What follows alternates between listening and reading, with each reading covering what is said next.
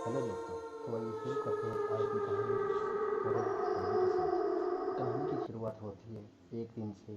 उस दिन सूरज को आखिरी सलाम पेश कर रहा था। शाम घिर आई थी कि तभी एटा के चमकरी गांव की इस हवेली से अचानक एक चीख गूंजती है। आवाज़ किसी लड़की की है।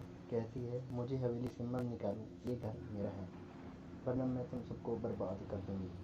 कोई कुछ समझे इससे पहले एक और चीख गूंजती है, मगर इस बार चीख में मौत की तकलीफ भी हुई हुई है। पानी पानी कहराने की आवाज़ के साथ कोई लड़की पानी मांगती है। ये वाक़या कहीं और होता तो शायद कोई ना कोई तो मदद के लिए आ भी जाता, मगर इस गांव में हर कोई डर से सहम जाता है, क्योंकि पिछले कई दशकों से ऐसी चीज़ें इस हवेली से निकलती रही हैं और लोग कांपते हुए सुबह का इंतज़ार करते हैं। इस हवेली के मालिक सतेंद्र तोमर कहते हैं कि यहाँ सब पहले सब ठीक था, लेकिन धीरे धीरे दिक्कत बढ़ती ही गई। यहाँ घुंघरूं की आवाज़ सुनाई देती थी, नाचने की आवाज़ें। इस तरह प्रॉब्लम क्रिएट होती रही। तांत्रिकों को बुलाया, कभी कभी आवाज़ें आती, आपको घर छोड़कर जाना पड़ेगा, ये मेरा घर है। इस तरह से हम लोगों को डर लगने लगा। हम लोग खौफ के साए में जीने लगे। लेकिन सवाल ये था कि आखिर कौन है ये लड़की और इसका इस घर से क्या रिश्ता है। क्यों दिन ढलने के इस हवेली के पास से होकर गुजरने वाले रास्तों पर कभी शांत सा सन्नाटा पसर जाता है और एक अजीब अनमनी सी लड़की इस हवेली में भटकती दिखाई देती है। कभी झरोखे से जागती तो कभी हवेली की छत से टकटकी लगाए दूर किसी मुसाफिर का इंतजार करती जिसने उसे गौर से देखा है। बताते हैं, उसकी नज़रें बर्छी की तरह कलेजे को चीरती सी लगती हैं, मगर कभी इन्हीं नज़रों की दीवाने थे ये लोग। वो जहाँ खड़ी होती थी उसी के आसपास खड़े होकर लोग उसका दीदार करना चाहते थे। जिस घर में वो रहती थी उसकी खिड़की पर लोगों की नज़रें टकटकी लगाई रहती थी। इंतज़ार करते थे लोग कि कब खिड़की खुले और कब उसका दीदार हो। ऐसा जलवा था रमिया का। इस हवेली के आसपास रहने वाले बुजुर्ग बताते हैं, इस हवेली में एक खूबसूरत सी लड़की निकलती थी जिसे वो सब पकड़ने की कोशिश करते, वो बिल्ली बन जाती थी। आज इस कोठी में ज़िंदगी और मौत दोनों का बसेरा है। दूसरी हवेलियों की तरह ये खाली नहीं है। यहाँ गुजरे दौर की तबाहकाम रमिया की रूह भी रहती है और इस कोठी के मालिकान भी। मगर मौत के साए में लगातार सांस लेती इन जिंदगियों पर क्या गुजरती है, ये बताने के लिए काफ़ी है। कई लोगों की मौत होना, क्योंकि इस हवेली ने अब तक अपने कई खोए हैं। हद तो ये है, इस हवेली के बच्चे भी शैतानी करने या चहकने से पहले सोचने लगे हैं। इस हवेली में आज जितनी भी जिंदगियां बाकी बची हैं, उनको चेहरों पर ज़िंदगी का कोई नामो निशान नज़र नहीं आता।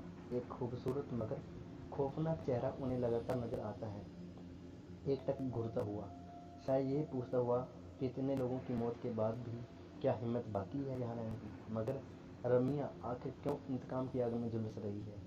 क्यों उसे मासूम बच्चों पर भी तरस नहीं आता? क्या हुआ था उसके साथ? आखिर कौन थी रमिया बाई?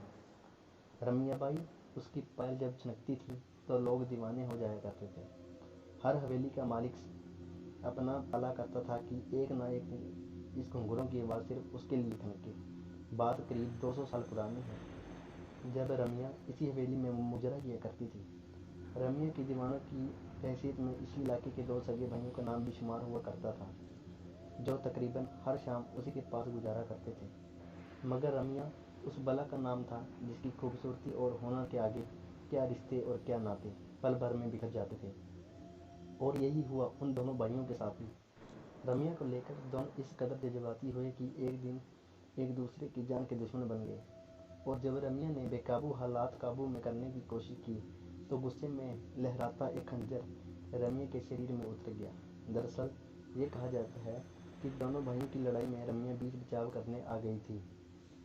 वो चाहती थी कि दोनों में खून खराबा ना हो, लेकिन हुआ इसके उल्ट। खून तो हुआ, लेकिन उन दो भाइयों में नहीं, बल्कि रमिया का, जिसका कोई कसूर नहीं था। अगर कोई कसूर था तो उसकी खूबसूरती का, और उसकी मटकी कमर और बलखाती चाल का, जिस पर वहाँ से 7 कोस दूर तक रहने वाले लोग खिंचे चले आते थे। लेकिन आज उसी खूबसूरती पर दो भाई ऐसे टूटे कि आपस में भिड़ गए और खंजर रमिया के सीने में घुस गया। वो खंजर बहुत गहरा जख्म छोड़ गया था। जिंदगी की सांसें उसकी टूटती हुई पायल के घुंघरू की तरह बिखरती जा रही थी। मौत दस्तक दे चुकी थी। और फिर रम्य के साथ ही नाच गाना मस्ती ठिठोली सब कुछ खत्म हो गया था उसकी मौत के साथ ही। और ये मौत इस हवेली पर बहुत भारी पड़ी। वक्त बीतता गया मगर उसकी यादें कभी धुंधली नहीं पड़ती थी कैसे, क्योंकि रम्य ने तो इस हवेली को छोड़ा ही नहीं था। वो आज भी लोगों को नजर आती थी मगर गाती गुनगुनाती नहीं, बदहवास घूमती हुई, याद करती हुई उन सुनहरे दिनों की जब एक महफिल उड़ती नहीं थी कि दूसरी से जाने को बेताब लोग वहां पहुंच जाते थे। फर्क सिर्फ इतना है कि 200 साल पहले इस ड्योढ़ी से निकला हर कदम मस्ती पे झूमता हुआ निकलता था, मगर आज यहाँ से लाशें निकलती हैं। इस बारे में हवेली मालिक सतेंद्र तोमर बताते हैं कि मेरी माँ को एक दिन साया दिखाई दिया था, इसके बाद उनकी मौत हो गई थी। इस तरह रम्य का प्रकोप हमारी हवेली पर हमेशा खौफनाक साए की तरह पड़ता गया था। एक एक करके मेरे 3 बच्चे, फिर मेरी पत्नी की भी जान जा चुकी है। हालांकि अब इस हवेली को बचाने की जिम्मेवारी सतेंद्र पर ही है।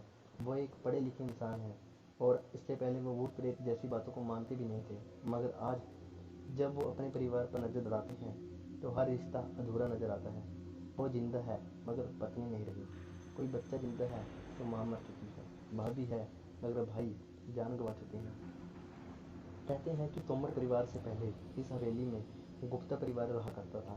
लगातार हुई मौतों ने गुप्ता परिवार को इतना तोड़ दिया कि उन्होंने कौड़ियों के दाम ये हवेली बेच दी, खरीदी तोमर परिवार ने। और खरीदते ही बच्चे बूढ़े जवान एक एक करके 8 लोग मौत के मुंह में समा गए। फिर सहारा लिया पूजा पाठ का, नतीजा इस बार उसकी जान गई जिसने पूजा करवाई थी। इस हवेली के बारे में पुरानी मालकिन आखिर क्या सोचती है? इस बारे में पुरानी मालकिन ओमवती गुप्ता बताती है कि आगरा रोड पर बसा चमकरी गांव है। वक्त के पन्नों को बुनते बुनते आज तकरीबन 200 साल गुजार चुका है, लेकिन उस हादसे के बाद यहाँ कुछ नया नहीं हुआ सिवाय रमिया की दास्तान के, जो यहाँ के ताने बाने में बुन सी गई है, कुछ इतनी शिद्दत से कि बकाया नज़र भी आती है, अनमनी सी भटकती हुई हवेली के बाहर भी और अंदर भी। नतीजतन इसके मालिकान इसे बेच देना ही बेहतर समझते रहे। यही वजह है कि आज इस हवेली में किसी के चेहरे पर रौनक नजर नहीं आती। बच्चे गुमसुम से रहते हैं, बड़े जैसे बस जिंदा हों, घर घर सा नहीं लगता। और लगे भी कैसे, क्योंकि घर ने उन्हें कभी अपनाया ही नहीं। अलबत्ता छीना जरूर उनके तमाम अपनों को अचानक। रमी का क्या सच है हम नहीं कह सकते, हाँ इतना जरूर कह सकते हैं कि यहाँ रहने वाले दोनों परिवारों में बेहिसाब बेवजह मौतें हुई हैं। और अगर ये सब कुछ इत्तेफाक है तो यकीनन बहुत खौफनाक इत्तेफाक है, शायद रमी के खौफ से कहीं ज़्यादा इत्तेफाक।